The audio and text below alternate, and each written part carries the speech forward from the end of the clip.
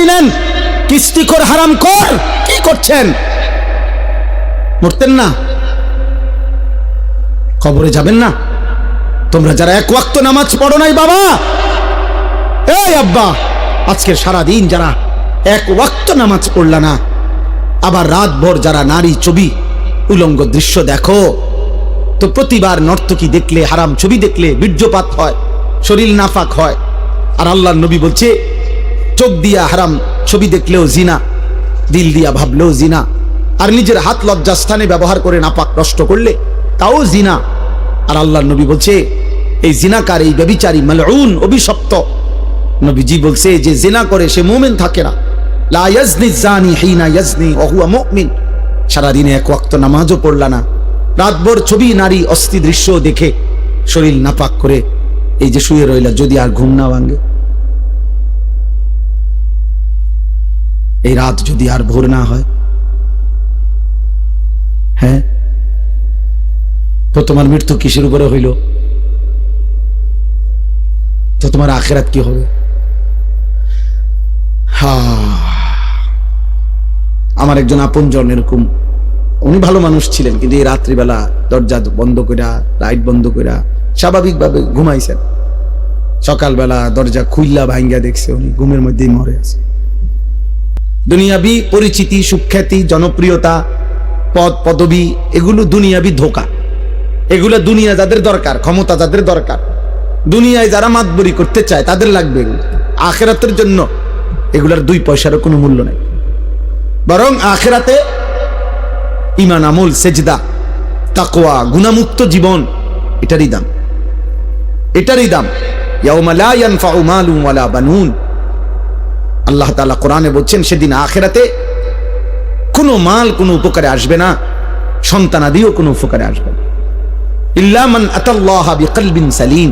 গুনাহমুক্ত, শিরিক মুক্ত, এক পবিত্র আত্মা নিয়ে, ঈমান আমলে ভরা, আল্লাহ তাআলার মহব্বত মারেফাতে ভরা এক দিল নিয়ে যে আসবে, সেই কেবল সেদিন উপকার পাবে। কোরআনুল কারীমে আল্লাহ বলছে ফাইযা নুফিখা ফিস-সূর ফালা আনসাবা বাইনাহুম ইয়াওমাইদিন ওয়ালা ইয়াতাসাআলুন। আল্লাহ বলেন ইসরাফিল যখন ফু দিবে আর হাসরের মাঠ কায়েম হবে, সেদিন কোনো মানুষ কাউকে একজন আরেকজন বন্ধুত্বের, বংশের, আত্মীয়তার কোনো পরিচয় দিবে না। ওয়ালা ইয়াতাসাআলুন, কেউ কাউকে ভালো মন্দ কিছু জিজ্ঞেস করবে না। কসম খোদার বাপ, এটা কোরআনের আয়াত। কেউ কাউকে কিছু বলবে, আপনি কোন বাড়ি দুনিয়ার যা আসিলেন ভাই, আপনি কোন বাড়ি জানি আসিলেন, আপনি কোন বাড়িতে আসিলেন, দেখেন না অবস্থা হাসরের মাটির, কি ইতেন কথা কইতে আসছে, কোন বাড়ি দিয়া করবি কি বেড়া? তাইলে এগুলোর কোনো পাত্তাও নাই, কেউ জিজ্ঞাসা করবে না, কেউ না। ইয়াউমা ইয়াকুমুন নাসু লিরাব্বিল আলামিন। প্রতিটা মানুষ মহান আল্লাহ পাকের সামনে দাঁড়িয়ে থাকবে। নবীজি বলছেন মাউদাউ কাদামিন, এই পাওটা রাখতে যেটুকু জায়গা, ঠিক এতটুকু জায়গায় বরাদ্দ, আর এক সুতা সামনে পিছনে ডানে বামে আগাইতে পারবেন। এভাবে যতক্ষণ পর্যন্ত, যতদিন পর্যন্ত হাসরের মাঠের বিচার কাজ চলে, ওভাবে দাঁড়াই থাকতে হবে। আর হাসরের ময়দানের একদিন, আল্লাহ কোরআনে বলছেন একদিন, বাবা, ভাই, নওজোয়ান ছেলে, মনে রাখো দোস্ত, কোরআনের আল্লাহ নিজে বলছে একদিন হলো 50 আলফা সানা, 50,000 বছর। হাসরের ময়দানের একদিনের দৈর্ঘ্য সমান 50,000 বছর। এভাবে যতদিন, যদি 10 দিন চলে, যে বিচার কাজটা চলবে মোট 10 দিন, মনে করেন আল্লাহ বলল, তাহলে এই 10 50,000 যাটা,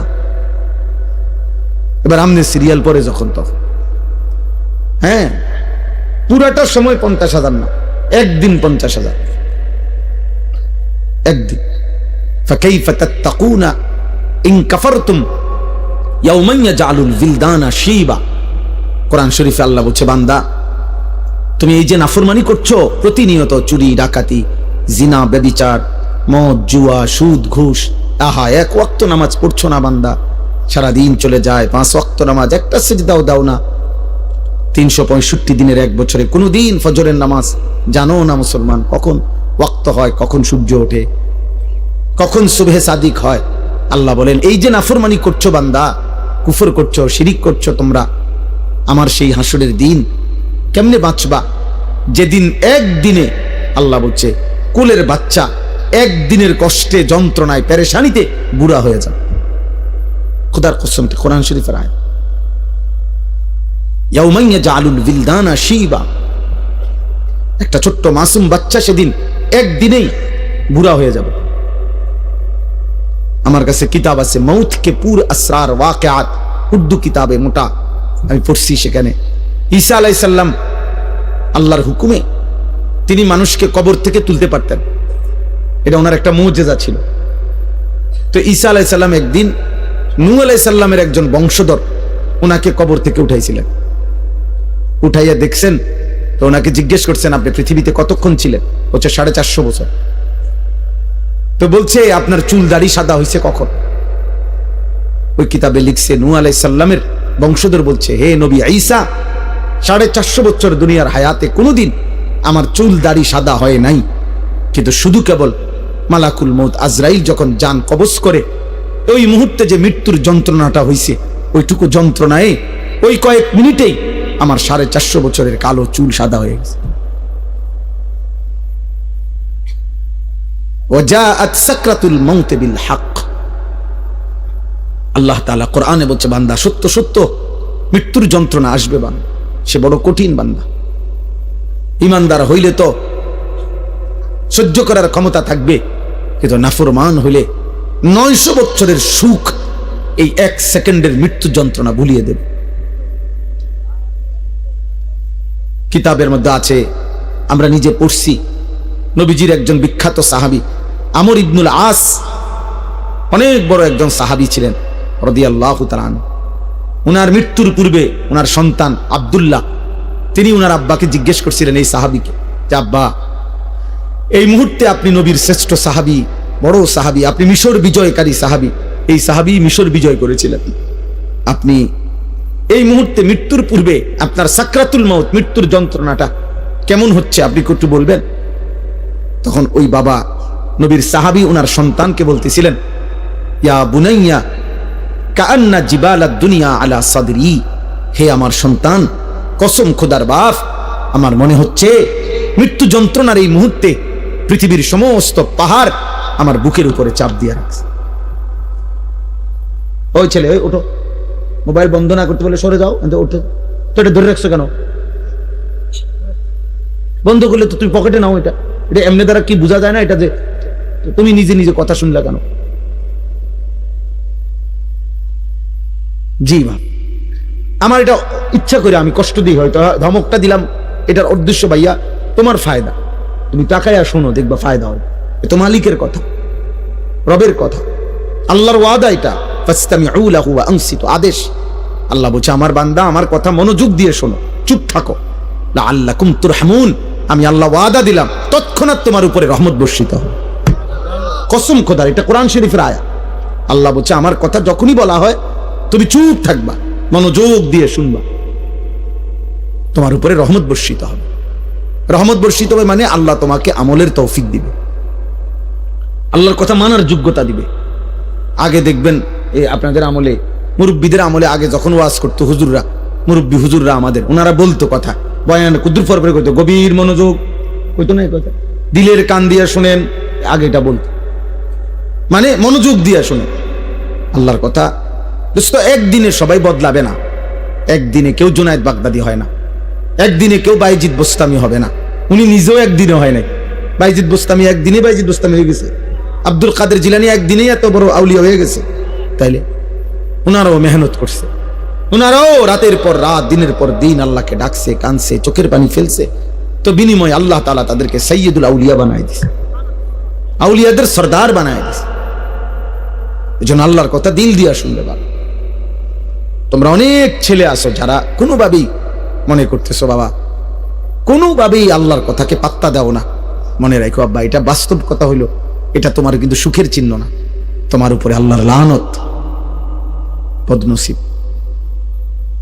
আমার ভাই, আমার কথা মনে করো, তুমি একটাবার ভেবে দেখো, আপন মা বাপ পর্যন্ত তুমি 365 দিনে, খোদার 1 বছর কোনোদিন ফজরের নামাজ পড়লা না, অথচ তোমার মা বাপ জীবিত ঘরে আছে, ওরাও তোমারে কোনোদিন ডাকলো না। আহা, এভাবে প্রতিটা ভোর তোমার জীবন থেকে সেজদা ছাড়া চলে যায়।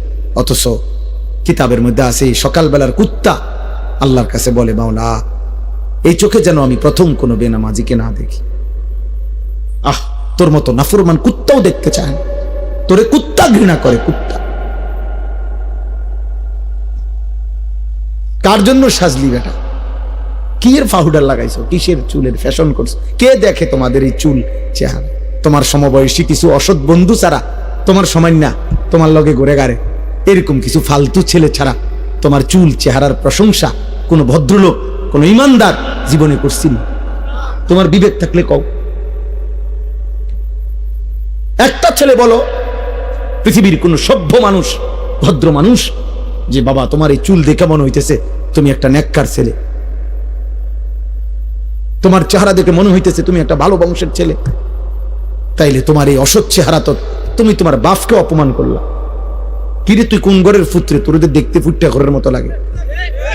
তাইলে এই কথা যদি বলে তো তুই কাকে অপমান করলি? বাপ নিজে তো অপমান হলি, তোমার বাপকেও তো অপমান করলি, তুমি তো তোমার বংশকে অপমান করলা।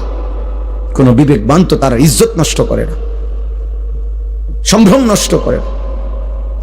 আত্মমর্যাদা আত্মসম্মান যারা আছে সে প্রয়োজনে ধুকে ধুকে মরে যায়, সে প্রয়োজনে অনাহারে মরে যায়, কারো কাছে হাত পাতে না। এটা হলো গায়রত, আত্মসম্মান, আত্মসম্মান, আত্মমর্যাদা, গায়রত। এটা এক মানুষের শ্রেষ্ঠ সম্পদ, এটা আত্মসম্মান, আত্মমর্যাদা। এটা অহংকার না। অহংকার তো হলো বড়াই করা। আমার ইমান, আমি মুসলিম। কাফের বেঈমানেরটা যত সুন্দর লাগুক ওদের কাছে সুন্দর। আল্লাহ কোরআনে বলছেন ইন্নামাল মুশরিকুনা নাজাস, সমস্ত মুশরিক নাপাক। অতএব বেটা মুশরিকের চুল চেহারা, মুশরিকের লেবাস পোশাক, মুশরিকের আচরণ উচ্চারণ, মুশরিকের খাদ্য খাবার স্টাইল সব নাপাক, সব নাপাক, সব নাপাক। স্টাইল দেখাস বেটা, তুই কোথায় পড়ালেখা করছ বেটা? আহাম্মক, কোন বেঈমানের মতো চুল রাখছ বেটা? কি পড়ালেখা করলি বেটা? কি ঘোড়ার ঘাস পড়লি? কলেজে তো আমরাও পড়ছি বেটা। আমি তো কুমিল্লা ভিক্টোরিয়া কলেজের ছাত্র, আমি তো কুমিল্লা ভিক্টোরিয়া কলেজ থেকে মাস্টার্স পাস করছি। সার্টিফিকেট দেখবা, চলো আমার লগে। আত্মসম্মান থাকবে না? আমি মুসলমান, আমার বাবা মুসলমান, আমার চুল কেন হবে বেঈমানের মতো? আমি ইমানদারের ঘরে জন্ম নিছি, আমি কেন পেশাব করে পানি নেব না? তুমি কুকুর, তুমি হাইওয়ান, তুমি জানোয়ার, তুমি কা পেশাব করে পানি নাও না? তুমি কোনোদিন কুত্তা দেখো না? তুমি দেখো না কুত্তা পেশাব করে পানি নেয় না? তুমি দেখো না কুত্তা কোনোদিন টয়লেট পেপার ব্যবহার করে না? তোমার মধ্যে এতটুকু বিবেক থাকবে তো, কিন্তু আমি কিতা? আত্মসম্মান তো থাকবে, আত্মপরিচয় তো থাকবে। এই জন্য ইমানদার মরে যায় প্রয়োজনে, ইজ্জত নোয়ায় না। এই 1450 বছরের ভিতরে হাজার হাজার কোটি কোটি ইমানদার পৃথিবীতে বহুবার জালেমের সামনে জীবন দিছে, রক্ত দিছে, শাহাদাতের খুন পান করছে, কিন্তু ইজ্জত দেয় না, সম্মান দেয় না, ইসলামকে বেইজ্জতি হতে দেয় না, বেইজ্জতি হতে দেয় না। এক সাহাবী হযরত আব্দুল্লাহ ইবনে হুযাফা আস-সাহমি রাদিয়াল্লাহু তাআলা আনহু, যুদ্ধের ময়দানে সাহাবী বন্দী হইছেন খ্রিস্টান বাহিনীর হাতে। খ্রিস্টান সেনাপতি বহু চেষ্টা করছে ওনাকে ইসলাম থেকে ফিরাইতে, কোনোভাবেই যখন তিনি রাজি হন নাই, সর্বশেষ খ্রিস্টান সেনাপতি বলছে উত্তপ্ত তেল কড়াইয়ায় গরম করো, আর ওরে উত্তপ্ত কড়াইয়ার তেলে ফেলে ভুনা করে ফেলো। যখন উনাকে উত্তপ্ত তেলের কড়াইয়ার সামনে আনছে, উনি তখন কাঁদতেছিলেন। সেনাপতি তখন ডাক দিয়ে বলছে, কিরে বেটা এখন কাঁদিস কেন? আমি না তোকে বলছি আমাদের খ্রিস্টান ধর্ম গ্রহণ কর, এখন আবার মৃত্যুর সময় কাঁদো কেন? তখন ওই সাহাবী বলছে, বেঈমান, আমি আল্লাহর কসম করে বলছি আমি মৃত্যুর ভয়ে কাঁদি না, বরং আমি আমার আল্লাহর কাছে কান্দে কান্দে বলতেছিলাম দিলে দিলে, মাওলা আপনি তো আমারে কেবল একটা জীবন দিছেন, এই জন্য একটাই এখন শহীদ হব। আপনি যদি আমারে 100 বার হায়াত দিতেন, আর আমি যদি 100 বার আপনার রাস্তায় শহীদ হইতে পারতাম। ওই সেনাপতি তখন ছেড়ে দিছে ওনারে, বলছে হায় হায়, মৃত্যু যাদের এতটা প্রিয় তারা তো মৃত্যু দিয়া কষ্ট দেওয়া হইল না, তাইলে আনন্দ না দেওয়া? ছেড়ে দিছে। তখন হযরত ওমর রাদিয়াল্লাহু তাআলা আনহু যখন তিনি মদিনায় ফিরে আসছেন, এই সাহাবী হযরত ওমর রাদিয়াল্লাহু তাআলা আনহু বলছেন সমস্ত সাহাবীদেরকে যে লাইন ধরো, সব লাইন ধরো। লাইন ধরে বলছে সর্বপ্রথম আমি ওমর খলিফাতুল মুসলিমিন তার কপালে চুমা দেব, আর তোমরা ভাই সিরিয়াল সবাই মুহাম্মদ আরবির এই সৈনিক এই সাহাবীকে তোমরা সবাই কপালে চুমা দিবা। আত্মসম্মান শিখো বাপ, বেঈমান তোমা করে পচায় লাইছে। একটা সামান্য ডুগডুগির মতো একটা বান্দররে যেমনে নাচায়, আহারে বাপ তুমি করে এমনি নাচাইতে আছে। যখন যেই ডিজাইন কয় বেঈমানে তোমার কাছে ওইটাই পছন্দ হয়, তো তোমার বান্দরের চাইতে নিকৃষ্ট বানায় লেছে। বান্দরও তো এত নাচা নাচে না। তোমরা দুশ্মনের কাছে যে পরিমাণ হেরে গেল, নাচে নাচা শুরু করলো। কতবার বদলাইছো ছেলেরা বাবা বলো? আজকে 1 বছর 2 বছরে কয়বার চুলের ডিজাইন বদলাইছো? কতগুলো জামা বদলাইলা, কত ডিজাইনের প্যান্ট বদলাইলা? কই আমরা তো আলহামদুলিল্লাহ বুঝ হওয়ার পর থেকে আমরা মাদ্রাসাওয়ালারা আলহামদুলিল্লাহ আর কোনদিন এই জামা পোশাক টুপি এই দাড়ি টুপি বদলাইনি। আমরা বিশ্বাস করি কলিজা দিয়া যে এই টুপি এই দাড়ি এই চুল চেহারা এই লেবাস পোশাকের সাথে আমার নবী সাল্লাল্লাহু আলাইহি সাল্লাম সাহাবায়ে কেরামের সম্পর্ক আছে। আমার সনদ আছে, আমাদের সমস্ত পাঞ্জাবি টুপি লুঙ্গির সনদ আছে যে নবীজি সাল্লাল্লাহু আলাইহি সাল্লাম এগুলো পরতেন, সাহাবারা পরতেন। তোমার চুলের সনদ কও, তোমার সিবা প্যান্ট কে পরছে পৃথিবীতে প্রথম? তুমি কও, হ্যাঁ কও, তুমি কও না আব্বা। বলে আমার এই ডিজাইনের চুল সর্বপ্রথম পৃথিবীতে যিনি রাখছেন তিনি হলেন এমন বড় দার্শনিক পণ্ডিত, এত বড় মহামানব যে যিনি আটলান্টিক মহাসাগর জায়গা থেকে সরাই লাইছে। কথা কও, একটা গুণ বলো বেটা, অপদার্থ কোথাকার। জন্মেরও তো ঠিক নাই ওইগুলার। যাদের চুল কাটিং নিছ তাদের অসংখ্য ব্যক্তিত্ব জন্মেরও ঠিক নাই, বংশেরও তো ঠিক নাই, কোন জাত ফাতা তো নাই বেটা। এত কাপুরুষালী কেন বেটা? তোমাদের কারণে হেরে গেলাম আমরা বেটা। মুসলমানের কিশোর নওজোয়ান, মুসলমানের যুবক, তোমাদের কারণে হেরে যাচ্ছি আমরা। নয়তো ইহুদি ইসরায়েলের কুত্তারা 1 কোটি না বেটা, 1 কোটিও না, 1 কোটির চাইতে কম ইসরায়েলের বেঈমানরা।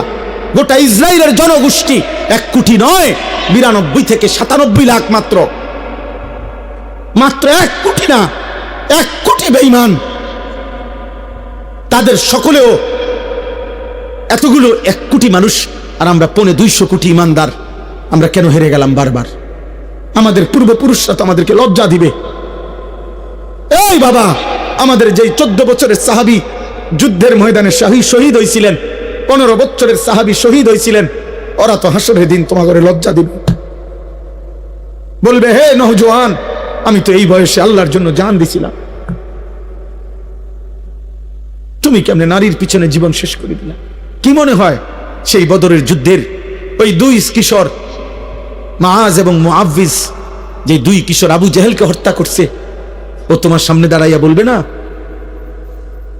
যে আমি তো মাত্র 15 বছর বয়সে নবীর শ্রেষ্ঠ দুশমন আবু জেহেলকে হত্যা করেছিলাম, তুই কি করলি মুসলমান? তুমি কি করলা? বলো না আব্বা, তোমরা কি করছো? তোমাদের বাপ কিছু বলে না, ঠিক আছে বুঝলাম, কিন্তু তোমার আল্লাহ কিছু বলবে না? আজ হয়তো তোমার মা কিছু পারতেছে না, তোমার চুল দেখা, চেহারা দেখা, তোমার বিকট চেহারা দেখা, অসভ্য বন্ধুদের আড্ডায় তুমি এমন গাদ্দার, তোমার মা তোমারে ভয় পায়। তোমার মা দেখে মনে হয় তার যেই চেহারা, তারে কুন্ডা খুলে জানি কি করে না করে, যা বাদ দে, ফিসে দিয়া ফিট। আহারে লানত রে। সমবয়সী কিছু অসৎ বন্ধুর কাছে জীবনের সুখ খুঁজলা, শান্তি খুঁজলা, বন্ধুদের আড্ডায় মজা পাইলা। একদিন সময় ফুরাইলে দেখবা বন্ধুরাও নাই, দুনিয়াও নাই, তুমি একা কবরে। কাল্লা সাউফা তা'লামুন সুম্মা কাল্লা সাউফা তা'লামুন আলহাকুমুত তাকাসুর হাত্তা যুরতুমুল মাকাবির। আল্লাহ বলে দুনিয়ার নেশা বান্দা তোমাদেরকে পাগল করে দিল, দুনিয়া বাড়াইবার নেশা তোমাদেরকে আখিরাত ভুলিয়ে দিল, দুনিয়ার মধ্যেই দুনিয়ার লোভেই ব্যস্ত করে দিল। আল্লাহ বলেন হাত্তা যুরতুমুল মাকাবির, বান্দা মনে রেখো এভাবেই একদিন তুমি কবরস্থানে পৌঁছে যাবা। সুখে থাকলেও মরে যাবা, দুঃখে থাকলেও মরে যাবা, হাসলেও মরে যাবা, কাঁদলেও মরে যাবা। রাজপ্রাসাদের অট্টালিকায় থাকলেও মৃত্যু হবে, জীর্ণ কুঠির কুড়ে ঘরে থাকলেও মৃত্যু হবে, সেজদা দিতে দিতে আব্দুল কাদের জিলানী হলেও মৃত্যু হবে, কুফরি আর নাফরমানি করতে করতে ফেরাউন নমরুদ হলেও মৃত্যু হবে। থাকতে তো পারবা না বাপ। ওয়াজাআত সাকরাতুল মাউতি বিল হক যালিকা মা কুনতা মিনহু তাহিদ। আল্লাহ বলে মৃত্যুর যন্ত্রণা তো আসবেই, আর এই মৃত্যু থেকেই তো তুমি পলায়ন করেছিলে। বারবার অসুখ হইছে আর তুমি দৌড় দিয়া ডাক্তারের কাছে গেছো, 2 টাকা 20 টাকা 200 টাকার ওষুধ খাইছে, ভালো হয়ে গেছো। তুমি ভেবেছো তোমার আর মৃত্যু হবে না। আল্লাহ বলে না বান্দা, মৃত্যু তো আমি বারবার দেই না, অসুস্থতা না বারবার দেই, পেট ব্যথা বারবার দিতে পারি, মৃত্যু বারবার দেই না।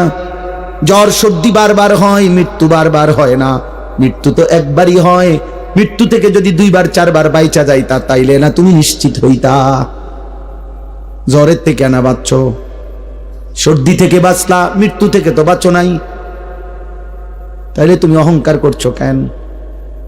মৃত্যু তো একবারই আসবে, একবারেই নিয়ে যাবে। ওয়ালান ইউআখিরাল্লাহু নাফসান ইযা জাআ আজালুহা। আল্লাহ বলে বান্দা মৃত্যু যখন চলেই আসবে আর 1 সেকেন্ড দেরি করবে না। আমি আল্লাহ কাউকেই কোনো সুযোগ দেব না। দেবে? হ্যাঁ, না না। কাল্লা ইযা বালাগাতিত তারাকি ওয়া কিলা মান রাক ওয়া যান্না আন্নাহুল ফিরাক। আল্লাহ বলে নাফরমান যখন মৃত্যুর সময় হয়, আজরাইল যখন তার রূহ ধরে টান মারে, রূহটা তখন কণ্ঠনালীর কাছে আইসা ভিড়ে যায়, এখানে আটকায়া যায়। তারাকি মানে কণ্ঠনালী। আল্লাহ বলেন তার আত্মীয় স্বজন তখন চিৎকার করে বলে, ওজা ডাকো, বৈদ্য ডাকো, কবিরাজ ডাকো, ডাক্তার ডাকো, অ্যাম্বুলেন্স আনো, মানুষ ডাকো, আমার বাপকে ধরো, আমার বাপ চলে যায়। অযান্না আন্নাহুল ফিরাক। আল্লাহ বলে ও কিন্তু ঠিকই বুঝে ফেলেছে, আজকে তাকে দুনিয়া ছেড়েই দিতে হবে। আজ তাকে চলেই যেতে হবে। আজকে সে বুঝে ফেলেছে আজ আর থাকতে পারবে না। আজকে এটা সর্দি না, এটা মৃত্যু। আজকে এটা পেট ব্যথা না, এটা মৃত্যু। আজকে এটা মাথা ব্যথা না, এটা মৃত্যু বন্ধু, মৃত্যু। এটা মউত, এটা মউত। ফালাউলা ইযা বালাগাতিল হুলকুম ওয়া আনতুম হিনাইদিন তানজুরুন ওয়া নাহনু আকরাবু ইলাইহি মিনকুম ওয়ালাকিন লা তুবসিরুন। আল্লাহ বলে কণ্ঠনালীর কাছে যখন রূহ এসে যায়, তোমরা তো চারদিকে আত্মীয় স্বজন থাকোই, দেখতে থাকো, আর আমি আল্লাহ তো এখানেই থাকি। আল্লাহ বলে যদি ভাবো যে আর আখেরাত কবর পরকাল হবে না, তাহলে তোমাদের স্বজনকে মৃত্যুর থেকে ফিরায় রাখো। আল্লাহ চ্যালেঞ্জ করছে, এই নাফরমান, তোর আব্বারে ধর, আমি তো নিয়ে যাচ্ছি। তোর বাপেরে ধর, ফিরা ফিরা। তোর না অনেক টাকা, তোর না 4 তলা বিল্ডিং, তোদের না 3 ভাই বিদেশ, ধরবি না? তোদের দল না ক্ষমতায়? তোর শাসানা বড় নেতা, ডাক দিস না কেন? আল্লাহ বলে ফালাউলা ইন কুনতুম গায়রা মাদিনিন। এই নাফরমান, যদি ভাবো কবর হবে না, আখিরাত হবে না, পরকাল হবে না, হাসরের মাঠ হবে না, তো তারজিউনাহা, ওরে ফিরাও, ওরে ফিরাও। ইন কুনতুম সাদিকিন, যদি তোমার দাবিতে তুমি সত্যবাদী হয়ে থাকো, তাহলে সবাই মিলে ফিরাও। কেউ পারছে তো ফিরাইতে? কথা বলে না, কেউ পারছে তো ফিরাইতে? এজন্য রাত গভীরে এই নীরব সময়ে ইনসাফের সাথে ভাবেন কি করছেন। 30 বছর ধরে যারা সুদ খান, এই সুদখোর হারামখোর, আপনি কি করছেন?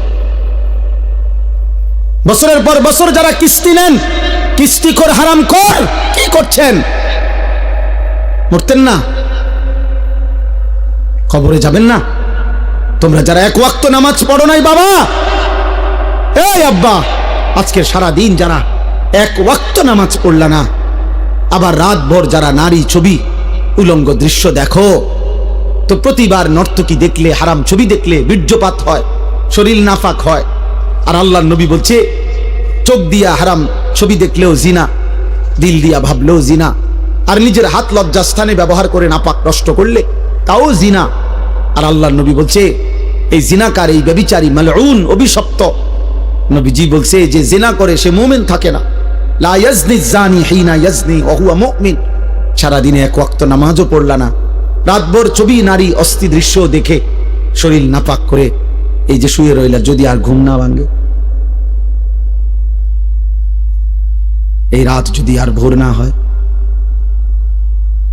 হ্যাঁ, তো তোমার মৃত্যু কিসের উপরে হইল? তো তোমার আখিরাত কি হবে? আমার একজন আপনজন এরকম, উনি ভালো মানুষ ছিলেন, কিন্তু এই রাত্রিবেলা দরজা বন্ধ কইরা, লাইট বন্ধ কইরা স্বাভাবিকভাবে ঘুমাইছেন। সকালবেলা দরজা খুইলা ভাঙ্গা দেখছে উনি ঘুমের মধ্যেই মরে আছে।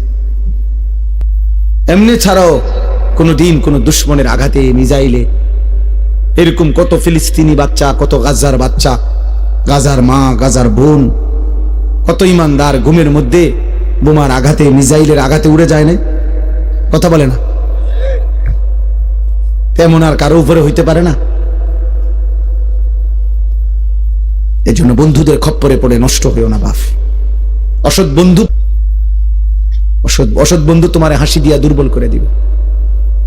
অসৎ বন্ধুর খপ্পরে নষ্ট হইও না বাপ। সমবয়সী সব সময় দুষ্ট হয়, অধিকাংশ। সমবয়সী যদি চরিত্রহীন হয়, ওর বন্ধুত্ব বিষের চাইতেও ক্ষতিকর।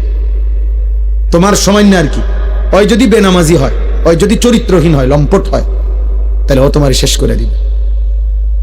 ও তোমার শেষ পর্যন্ত নারীর ফাঁদে, মদের ফাঁদে, জুয়ার ফাঁদে ঢুকাইয়াই ছাড়ে। তোমার চরিত্রহীন বানাবেই বানা, কারণ শয়তান তার সাথে সওয়ার থাকে। এজন্য কোরআনুল কারীমের মধ্যে আছে একেবারে স্পষ্ট, কোরআন শরীফের আয়াত, কিয়ামতের দিন নাফরমান পাপী নিজের আঙ্গুল, নিজের দাঁত দিয়ে এরকম কামড়াইতে কামড়াইতে বলবে, ইয়া লাইতানি লাম আত্তাখিজ ফুলানান খলিলা, হায় আফসোস আমি যদি তাকে বন্ধু না বানাইতাম, যে আমাকে মন্দ পথে নিছে, যে আমাকে অসৎ রাস্তা নিছে। কোনো মদখোর নিজের থেকে শুরু করেন, একজনও না, তাকে কোনো বন্ধু মদের আড্ডায় নিছে। কোন জুয়ারি, যারা জুয়া খায়, জুয়া খেলে অনলাইনে, এখন অনেক যুবক মোবাইলে জুয়া খেলে, হাজার হাজার টাকা, হায় বাবার হাজার হাজার টাকা, বাবারও শেষ পর্যন্ত ফকির বানায়, ওই অসৎ নিজেও শেষ পর্যন্ত ফকির হয়েছে। হ্যাঁ, এই ছেলেকেও কোনো অসৎ বন্ধু জুয়ার আড্ডায় নিয়ে গেছে, কোন নারীর আড্ডায়, কোন হারাম মেয়ের সাথে সম্পর্ক করে দিছে কোন অসৎ বন্ধু। এই জন্য মনে রাখ বাবা, যেই মেয়ে, যেই নারী বিবাহ বহির্ভূত সম্পর্ক করে, ও অসৎ, ও চরিত্রহীন। যদি বোরকা না, একবারে লেফ কম্বলও গাও দেয়, আর কোন ছেলের সাথে বিবাহ বহির্ভূত কোন সম্পর্ক করে, ওই নষ্টা নারী, ও অপবিত্র নারী, ও চরিত্রহীন নারী। বিবাহ বহির্ভূত কোনো প্রেম হয় না, বিবাহ বহির্ভূত কোনো ভালোবাসা হয় না, ভালোবাসা বিবাহ বহির্ভূত হতেই পারে না। বিবাহ বহির্ভূত জিনা, বিবাহ বহির্ভূত ব্যভিচার, বিবাহ বহির্ভূত সকল সম্পর্ক জিনা, জিনা, ব্যভিচার, লম্পট, লাম্পট্য, এটা অসভ্যতা, চরিত্রহীনতা, বেহায়াপনা, বেলেল্লাপনা। ওই মানুষ কষ্ট পাবে। আমার নাম আনিসুর রহমান, আমি বলে দিলাম, হে নওজোয়ান, ছেলে, তোমরা এই জায়গার ছেলেরা কথা কইও না, আব্বা চলে যাও, নাই তো দোস্ত উঠে চলে যাও, কোনো আপত্তি নাই আমার, আমি কোনো ভোট চাচ্ছি না তোমার কাছে, খামখেয়ালি করো না। তোমার মতো দু চারজন ফালতু না বসলে কিচ্ছু হবে না, সাবধান। আমি খামখেয়ালি পছন্দ করি না, আমি কোনো ভোট চাইতে আসি নাই। শ্রোতা আমি কখনোই গুনি না যে মানুষ কয়জন, সংখ্যা গুনার কোনো দরকার নাই আমার। এই জন্য দয়া করে আমি অনুরোধ করছি, প্রত্যেকটা ছেলে, একটা ছেলেই মনে করো, বাপ তুমি ফিরে আসো, তুমি কোনো হারাম নারীর খপ্পরে পড়ো না, ও তোমার শেষ করে দিবে, ও তোমার শেষ করে দিবে। এই পৃথিবীতে কখনোই, কখনোই এই পৃথিবীতে হারাম সম্পর্কের পরে বিবাহিত সম্পর্ক সুখের হয় না, পৃথিবীর ইতিহাসে নাই। নয়তো সুন্দরী রূপসী, পরমা সুন্দরী রূপসী নর্তকী নায়িকা, তার কেন 10 বার বিয়ে হয়? বেটির সমস্যা কি তা? হ্যাঁ, বেটির সমস্যাটা কি? এ বুড়িকা বছরের এই মাথায় বিয়ে করে? হ্যাঁ বলো না ভাই, বেটির সমস্যা কি? বুঝা গেল ঠিক ঠকায়। এজন্য আমার অনুরোধ, অনেক বয়স্ক বাবা চাচা আছে, এর চাইতে বেশি আর বলতে পারলাম না, কিন্তু এটাই সত্য আব্বা, নারী পুরুষের হালাল চাহিদা, আল্লাহ তাআলার দান, এই নিয়ামত যদি না থাকতো, নারী পুরুষের স্বাভাবিক হালাল চাহিদা, তো মানব প্রজন্ম তো আসতো না। আমিও তো, তুমিও তো এক পবিত্র মা বাবার ভালোবাসার ফসল। আমার মা বাবার পবিত্র ভালোবাসা না থাকলে আমি হইতাম কেমন? তোমার মা বাবার পবিত্র ভালোবাসা না থাকলে তুমি হইতা কেন? কাজেই নারী পুরুষের, স্বামী স্ত্রীর পবিত্র এই হালাল চাহিদা, এ তো ঠিক আছে, আর সেটা তো হালাল ভাবে পূরণের ব্যবস্থা আল্লাহ যেহেতু আদম হাওয়া থেকে শুরু করে এই পর্যন্ত করছেন, তোমার বেলায় হবে, অপেক্ষা করলেই হলো। এর জন্য নষ্ট হয়ে যাওয়ার কি আছে? একজন মানুষ কতজন নারী দরকার? তোমরা এক একটা ছেলে দিবানিশি যে সমস্ত নারী দেখো ছবি, কয়জন তোমার দরকার? আর তুমি যা দেখো নারী ছবি, তো তোমার কল্পনায় যা আসে সেটা কি? কি চাচ্ছ?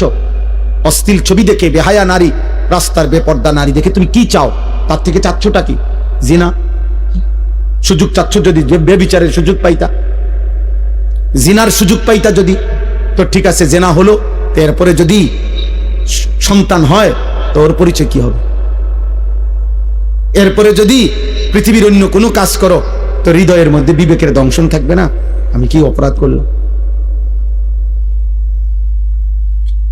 হ্যাঁ, এ কথা কি আর মনে পড়বে না কখনো? মানুষের কর্ম না সরে যায়, স্মৃতি তো সরায় না। বুঝেন নাই কথা? হাত পা অঙ্গ প্রত্যঙ্গের কোনো না কোনো কর্ম, এটা শেষ হয়ে যায়, কিন্তু এই যে হৃদয়ে যে স্মৃতি জমে, এটা সরে না। এটা সরে? মানুষ চোখে যা দেখে তার হৃদয়ে জমা হয়, সারা অঙ্গ যাই করে হৃদয়ে জমা থাকে। এই জন্য মনে করেন তো, একজন, আমি যেমন আজ থেকে 35 বছর আগে প্রাইমারি স্কুলে পড়ছি, তো আমার প্রাইমারি স্কুলের বন্ধুদের অনেকের নাম আমার এখনো মনে আছে। এখন যদি নামটা মনে করি, তাদের পুরা চেহারা ভেসে ওঠে। অথচ আমি আজ 35 বছরে তা করে আর কি করি নাই, তো হৃদয়ের স্মৃতি তো সরে না। তো তুমি এই হারাম সম্পর্কের কথা, চরিত্রহীনতার কথা কেমনে ভুলবা? তো এটা তো তোমাকে দুকে দুকে নষ্ট করে দিবে। অতএব ফিরতে হবে, ফিরতে হবে, চেষ্টা করতে হবে, বাপ নিজের হেফাজত করতে হবে। আল্লাহ নবী সাল্লাল্লাহু আলাইহি সাল্লাম বলেন, উম্মত তুমি তোমার জবান হেফাজত করো, তুমি তোমার লজ্জাস্থান হেফাজত করো, আমি মুহাম্মদ রাসূল তোমার জান্নাত হেফাজত করব। মান ইয়াযমান লি মা বাইনা লাহইহি ওয়া মা বাইনা রিজলাইহি আযমান লাহুল জান্নাহ, আমি তার জান্নাতের জামিন। জবান দিয়া গুনাহ করবা না, মানে কোনো গীবত, শিকায়েত, হারাম, গালি, মন্দ কথা বলবা না, তোমার জবান দিয়া কাউরে কষ্ট দিবা না, আর লজ্জাস্থান হেফাজত করবা। আমি মুহাম্মদ সাল্লাল্লাহু আলাইহি সাল্লাম তোমার জান্নাতের জামিন, আমি তোমার জান্নাত ঠিক রাখবো। তুমি আসবা, আমি রাসূল জান্নাত বুঝাই দেব।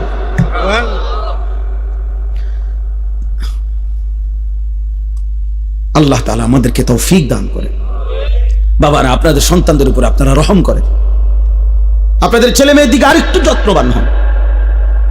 14 বছরের ছেলেটা দিন রাত মোবাইলটা দিয়ে কি করে? আপনি যে কথা বলেন তার সাথে, পড়ালেখার কাজে লাগে?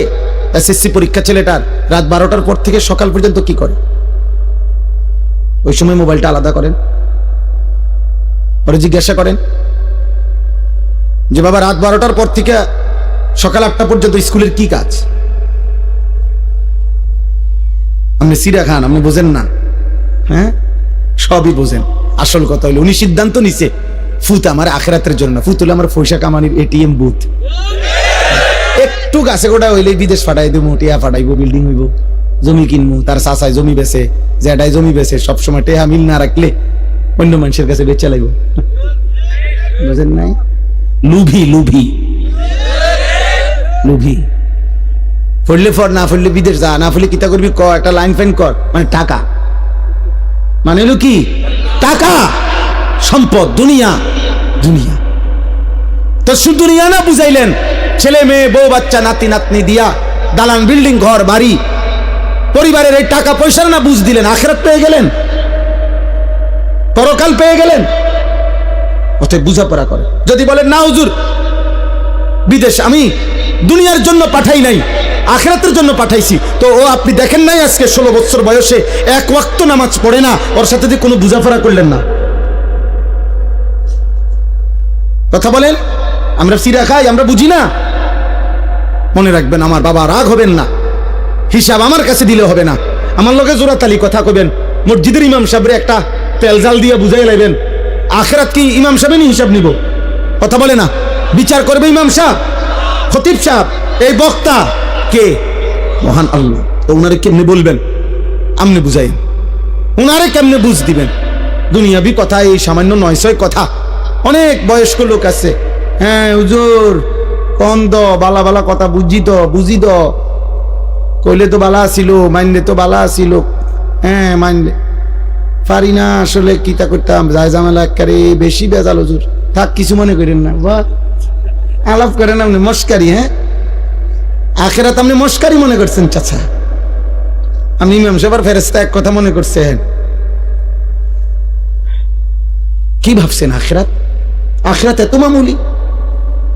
আমার শায়েখ বলেন, আল্লামা মুফতি মুশতাকুন নবী কাসিম হুজুর সবসময় এটা বলে যে রে বাপ, আখিরাত হাসরের মাঠ, এটা মামুর বাড়ি না, এটা ফুটবল খেলার মাঠ না বাপ। 1.25 লক্ষ নবী যে মাঠের ভয়ে কাঁদছেন দিবানিশি, ওই মাঠের নাম হাসরের মাঠ। সমস্ত আউলিয়া সাহাবা বুজুর্গ উলামা আতকিয়া যুগে যুগে আল্লাহর যত প্রিয় বান্দা ছিল, চোখের পানি ফেলেই প্রিয় বান্দা হইছে। আল্লাহর যত নেক বান্দা ছিল, রাতের অন্ধকারে একাকী কাঁদা কাঁদাই আল্লাহর প্রিয় বান্দা হইছে, যে মাওলা আমার আখিরাতে কি হবে, মা আমার আখিরাতে কি? হযরত সালমান ফারসি তাফসীরের মধ্যে আছে, আল্লাহ তাআলা যেদিন কোরআনের আয়াত নাজিল করছেন, ওয়াকুদুহান নাস ওয়াল হিজারা, জাহান্নামের আগুনের লাকড়ি হবে মাটি এবং পাথর, মানুষ এবং পাথর, এই মানুষ হবে লাকড়ি। এই আয়াত যেদিন নাজিল হয়েছে, তাফসীরে আছে হযরত সালমান ফারসি 3 দিন লাগাতার কাঁদছে, আর এক কথাই বলছে, মাওলা আমি যদি জাহান্নামের লাকড়ি হই, আমি কেমনে জ্বলবো, আমার কি হবে, আমার কি হবে, আমার কি হবে।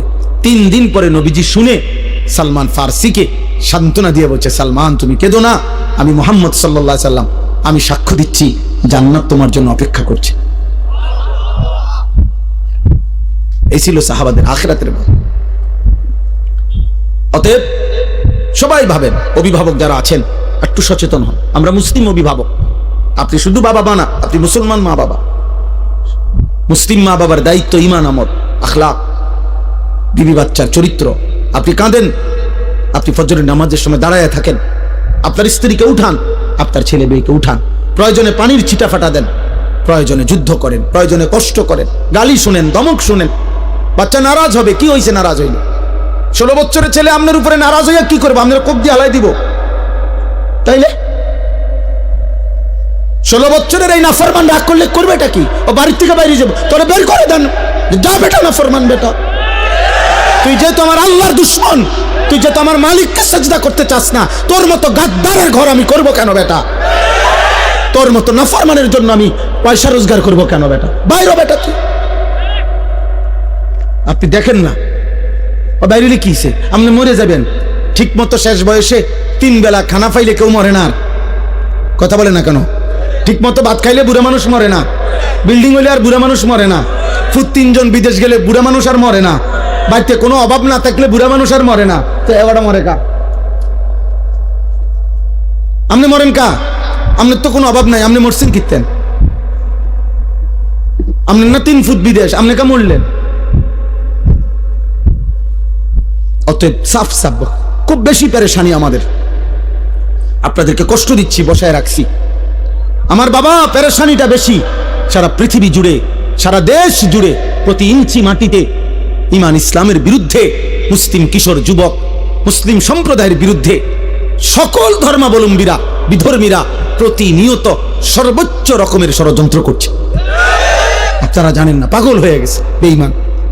মুসলমানের শেষ ইজ্জত, আব্রু, ধর্ম, সম্ভ্রম, আরে শরীরটা তো থাকবে রে বাপ, কিন্তু যদি ঈমান, ইসলাম, আখলাক, চরিত্র, মায়ের সম্ভ্রম, বোনের ইজ্জত, মেয়ের সম্ভ্রম যদি না থাকে, আমার মা, আমার বোন, আমাদের মহল্লার মহিলারা, মায়েরা, বোনেরা যদি তাদের সম্ভ্রমই নষ্ট হয়ে যায়, তাদের পর্দা পুশিদায় যদি উঠে যায়, আমাদের ছেলেরা শত শত হাজার হাজার যুবক যদি নামাজে না পড়ে, আমাদের ইসলাম থাকলো কি? আমরা মুসলিম পরিচয় দিয়ে হলোটা কি আমাদের? খুদা ভাত খানা, দুনিয়া ভোগ করা। তাহলে এই জন্য আমরা বারবার অস্থিরতা প্রকাশ করছি। অভিভাবক শ্রেণী, আপনারা বুঝতে চাস, আপনাদের মেয়েদেরকে বুঝান। কোন মেয়ে যখন বেপর্দা হয়, মনে রাখবেন, ও নিজেকে ছোট করে। ও আসলে বাস্তব কথা এটা। কোন মেয়ে যখন বেপর্দা হয়, নিজেকে সে কম দামি বানায় ফেলে। অর্থাৎ সে বলে, বুঝাইতে চায়, আমি এতটা ফালতু যে রাস্তার যেই কোনো বেড়াইতের সামনে আমি নিজেকে তুলে দিলাম, যেহেতু আমার কোনো ইজ্জত নাই, সম্মান নাই, আমার দিকে কেউ চায় না, যেন আমি খুললা যে কোনো মানুষের সামনে নিজেরে দিলাম, তো নিজেরে একেবারে ছোট করে দিল। আত্মমর্যাদা সম্পূর্ণ নারী তো বলবে, আমি তো পর্দার আড়ালেই থাকবো, আমি তো আড়ালেই গোপনেই থাকবো। তুমি মন চাইলে ফ্যামিলির কাছে প্রস্তাব নিয়ে আসো, হ্যাঁ, হালাল সম্পর্কের মাধ্যমে আসো। এই জন্য বেহায়া নারী মূলত নিজেকে ছোট করে। এই জন্য পৃথিবীর সকল বেপর্দা নারী, বেহায়া নারী, ও মূলত নিজেই নিজেকে ছোট করে। এটাই সত্য কথা। আপনি দেখেন ভাইবা, নয়তো তুমি কে এত ফালতু মাল হয়ে গেলা, এত কম দামি জিনিস হয়ে গেল যে সবার সামনে পেশ করে দিলা নিজের। কেন? নারী তো সম্ভ্রমের, নারী তো ইজ্জতের, নারী তো মর্যাদার, নারী তো আমার মা হবে, নারী তো আমার বোন হবে, নারী তো আমার কন্যা হবে, নারী তো আমার স্ত্রী হবে। নারী কেন রাস্তার মহিলা হবে কেন? যে নারী বেপর্দা, বেহায়া, তার আর আছে কি? যা ছিল তা তো দেখাই এলেছে। আছে কি আর বেটা? কিচ্ছু পাইতা না তো। মোবাইলের ওই নর্তকী কিচ্ছু নাই, যা ছিল দেখাইই তোলাইছে, যা তো দেখাইই ফেলছে সে। ওর কাছে তো আর কিছুই নাই, কিছুই না। ভালোবাসা বলতে তো নাই, ভালোবাসা তো সে জনে জনে বিক্রি করে দিছে। তার থেকে তুমি কেমনে ভালোবাসা পাইবা বাবা? আল্লাহ আমাদেরকে হেফাজত করেন, আল্লাহ আমাদের আখলাকের হেফাজত করেন। চলেন এই আয়াতগুলোর তর্জমা বলি, তাহলে আমার কথা শেষ। এই ছোট্ট ছোট্ট কয়েকটা আয়াত পড়ছি আমি, এই আয়াতগুলোর তর্জমা সংক্ষেপে বলি, শুনলেই বুঝবেন।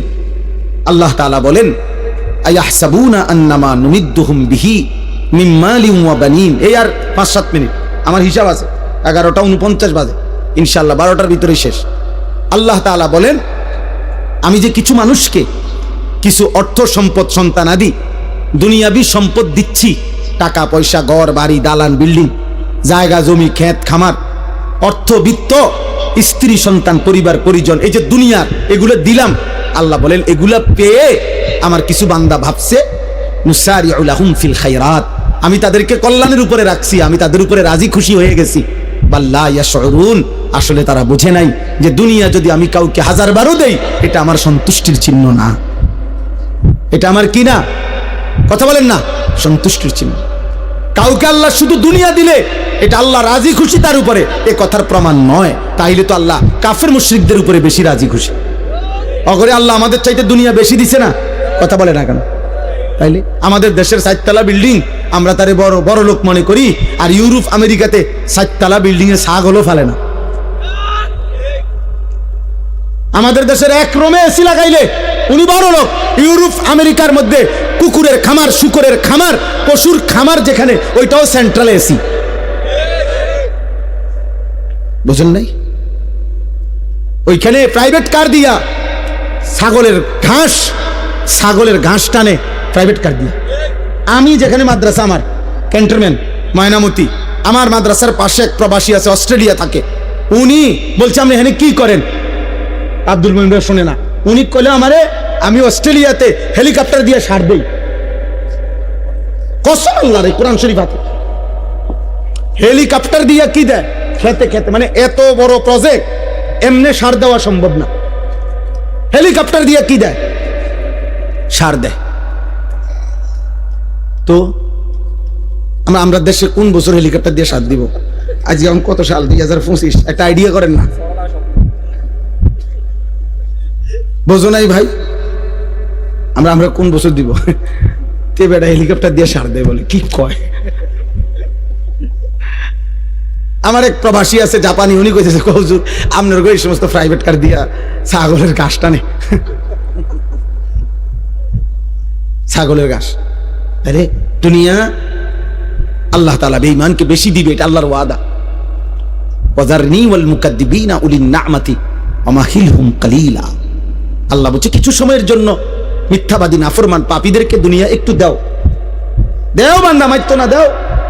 ওরে আমি আর 60 বছর একটু কয়টা বাত মাছ দেমু, চক্ষুটা বন্ধ হলে আমি বেঈমানকে অনন্তকালের জন্য আর কোনো দিন এক ঢোক পানিও দেব না, এক লোকমা খাবারও দেব। আর অল্প একটু দুনিয়া তুমি এখন নাও মোমেন, বাকিটা পুরা আমি আল্লাহ অনন্তকাল তোমার জান্নাতে ভরপুর দিয়ে দেব। দোস্ত তোমরা বুঝছো, আমরা বুঝি নাই না? বুঝছি, আমরাও বুঝছি, আমরা পড়ালেখা করছি আলহামদুলিল্লাহ। কাজেই এটা আমরাও বুঝছি যে এই তামাশা শেষ, কিন্তু আখিরাতের হাসি আর শেষ হবে না, আখিরাতের ফুর্তিও শেষ হবে না, আখিরাতের কষ্টও শেষ হবে। কেউ হাসলে আর কাঁদবে না, কেউ কাঁদলে আর কোনো দিন হাসবে না। আফামা নাহনু বিমাইমিতিন। জান্নাতি বান্দা কোরআনে আছে পরিচিত জাহান্নামীদেরকে দেখবে জান্নাতে বসে বসে। এমন কুদরতি স্ক্রিন সিস্টেম থাকবে যে জান্নাতে বসেই সে জাহান্নামীদের আযাব দেখবে, আর নিজের পরিচিত লোকদেরকে ডেকে বলবে, কি খবর দোস্ত, কি খবর? তাল্লাহি ইন কিত্তা লা তুরদিন। এই বেটা, আল্লাহর কসম যদি তোর ফান্দে পড়তাম আজ তো তোর লগেই থাকতাম। আল্লাহ না রক্ষা করছে। ওয়ালাউলা নি'মাতু রাব্বি, আমার আল্লাহর দয়া যদি না হইতো, লাকুনতু মিনাল মুহদারিন। আগে আমরা 1998 সালে দাখিল পাস করছি আমি, বুঝছেন, এসএসসি। তো আমাগো আমলে স্কুলের এসএসসির রেজাল্ট আগে দিত, আর মাদ্রাসার আলিয়া মাদ্রাসার দাখিল পরীক্ষার ফলাফল পরে দিত, 20-25 দিন পরে আমাগো সময়। এখন না একসাথে দেয়। তো আমি কুমিল্লা শহরে তো বড় হয়েছি, ঠাকুরপাড়া এলাকায়। আমার আব্বা কুমিল্লা শহরে ঠাকুরপাড়া বড় মসজিদে 43 বছর এক মসজিদের ইমাম ছিলেন আমার আব্বা, এক মসজিদে। আমি ওখানেই প্রাইমারি স্কুল পড়ালেখা করছি। তো আমার সমবয়সী একজন, আমরা 2 জন এলাকায় দাখিল পরীক্ষা দিছি, মানে মাদ্রাসায়, আর বাকি সব ছেলে আমাকে সমবয়সী স্কুলে এসএসসি পরীক্ষা দিছে 98 সালে। তো এসএসসি পরীক্ষার রেজাল্ট যখন দিছে, সব বাসার থেকে আমাদের বাসায় মিষ্টি এনে দিছে ছেলেরা। আব্বা ইমাম সাহেব না, ইমাম সাহেবের বাসায়। তো ওই আমার সাথে যে ছেলে আমগো সাথে দাখিল পরীক্ষার্থী, এই কইলো কি আমারে, অজস্ত হন আমরা হুদা 2 জন, পরে কি রেজাল্ট হয় না হয় কইয়া লাভ নাই। আমরা এখন সবাই একটা আনন্দ ফুর্তি করতেছে, চল আমরা দুজন কই যে আমরাও ফার্স্ট ডিভিশন পাইছি, তার লগে ফুর্তি করি। আমি বলছি ভাই তুই ক,